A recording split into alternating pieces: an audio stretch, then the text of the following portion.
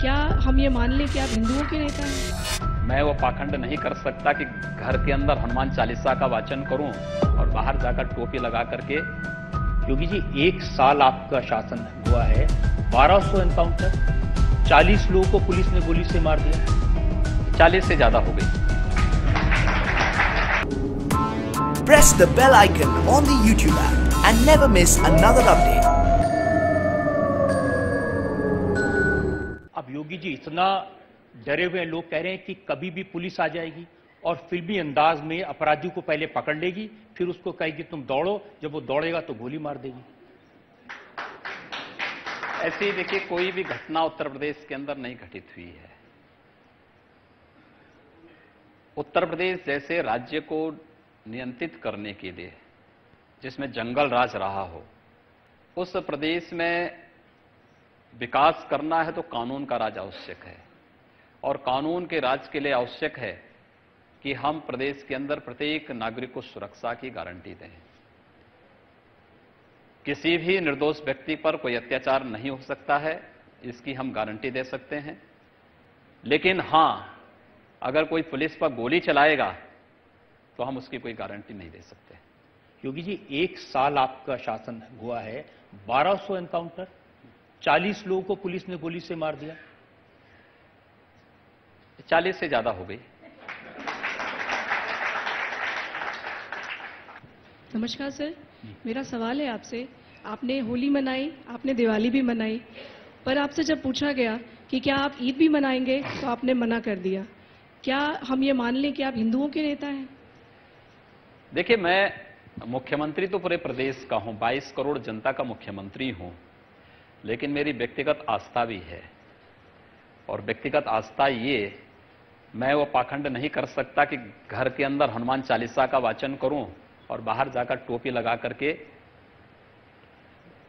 जो है दूसरा प्रदर्शन करूं। ये चीजें नहीं हो सकती हैं। मेरी आस्था मेरे स्थान पर है, मैं उसका पालन कर रहा हूं।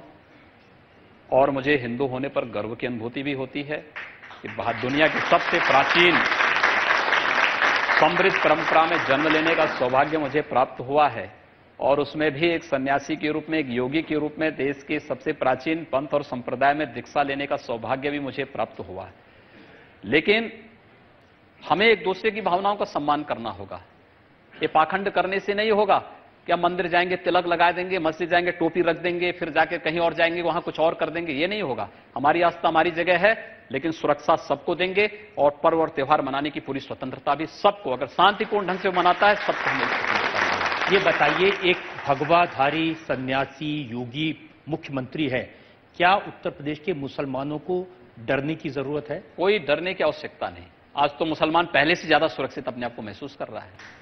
प्रदेश के अंदर पिछले 1 वर्ष के दौरान, 19 मार्च को हमारी सरकार का 1 वर्ष का कार्यकाल पूरा होगा, और इस दौरान हर उपासना विधि, हर मत, हर मजहब, हर संप्रदाय से जुड़े हुए अनुयायियों के पर्व और त्योहार आए हैं। इतना शांतिपूर्ण ढंग से 15 वर्षों में कभी नहीं मनाए गए।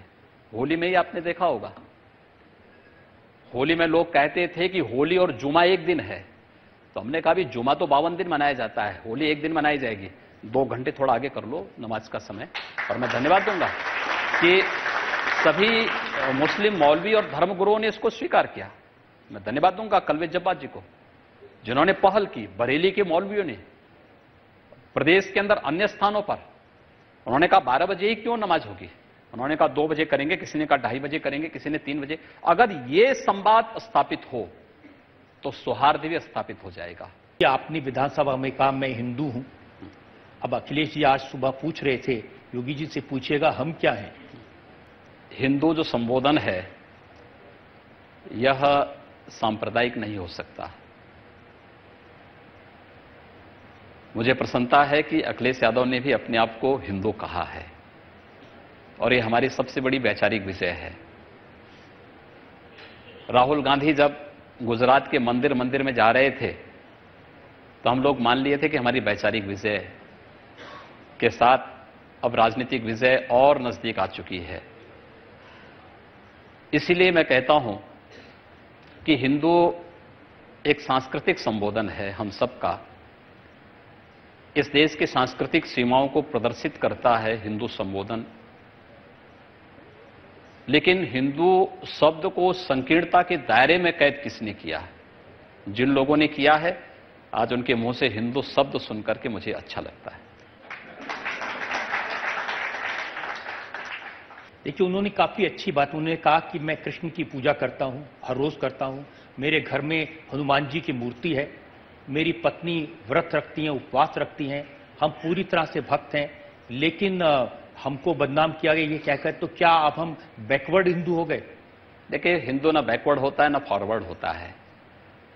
आज उन्होंने हिंदू ताकत को समझा तो जो लोग कल तक घर के अंदर चुपचाप हनुमान चालीसा करते थे और बाहर आकर कोई टोपी पहन करके पाखंड करते थे, आज कम से कम मंच पे आकर कह तो रहे हैं कि हम हिंदू हैं। ये हमारी सबसे बड़ी वैचारिक विजय है। अच्छी बात बोली, आपको अच्छी लगी तो ऐसे थोड़ा मार दीजिए हाथ, आप थोड़ा सा मार दीजिए, एक बार मार दीजिए। क्यों कष्ट हो रहा है आपको? अगर अच्छी लगी मार दीजिए।